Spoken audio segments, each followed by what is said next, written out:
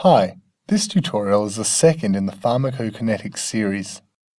And in this video, we're going to have a look at absorption, or more specifically, routes of drug administration. If you haven't seen the previous tutorial, I highly recommend watching it before continuing with this video, as we will use terminology which was introduced and defined in that tutorial. So I'm going to begin by drawing a very simplified body plan. And this body plan follows the flow of blood from the digestive system to the arterial circulation.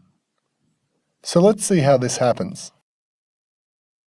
So blood flows from the gut to the liver via the hepatic portal system. Blood then flows from the liver back through the venous circulation and into the right side of the heart.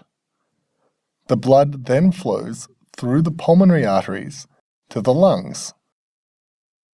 Then from the lungs back to the left side of the heart, then out into the aorta and into the arterial circulation. What we are going to do is place drugs into different parts of this system and measure their concentration in the arterial circulation over a period of time. So I'll draw a set of axes, and on the y-axis we have blood concentration of drug, and on the x-axis we have time. We'll begin with the most common route of drug administration, which is orally. These drugs move through the digestive system and get absorbed by the gut. Then they move through this whole system, that is, the liver, the venous circulation, the heart, the lungs, back to the heart, and then to the arterial circulation. This takes quite some time. So what we see is a slow rise in the blood concentration and then a slow fall. Note that the Cmax is quite low and the Tmax is quite large. We'll now contrast that with intravenous administration. Assume that we give the same dose of the drug intravenously. And for those who have read ahead, this drug does not undergo first-pass metabolism. In intravenous or IV administration, the drug doesn't have quite such a long journey to reach the arterial circulation, as it only has to go to the heart, the lungs, back to the heart, and then to the arteries. This results in a quicker rise of drug concentration, which might look something like this on the graph. Note that the Cmax is larger and the Tmax is smaller, even though the dose was the same. This is because IV is a more direct route of administration than orally. Now contrast this with inhalation of a drug. Let's again assume that we have given the same dose of the drug as the last two examples, but this time we are giving it as an inhaled form. Many anesthetics are actually given this way. The drug now only has to go to the heart and then straight on to the arterial circulation. This means we will see the concentration of the drug shoot up very quickly. So note the much larger Cmax and the even smaller Tmax via this route of administration. Also remember that in all these three examples, the dose of the drug was identical, only the route of administration changed. So you can see how different routes may cause a radically different Cmax and Tmax.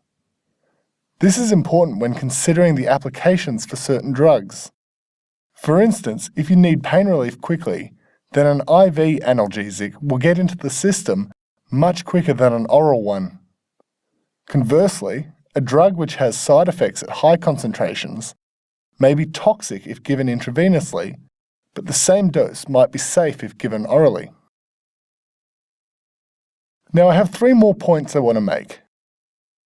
Firstly, note that the area under the curve is the same for all these routes of administration. This is because the amount of exposure to the drug, that is, the dose, is the same.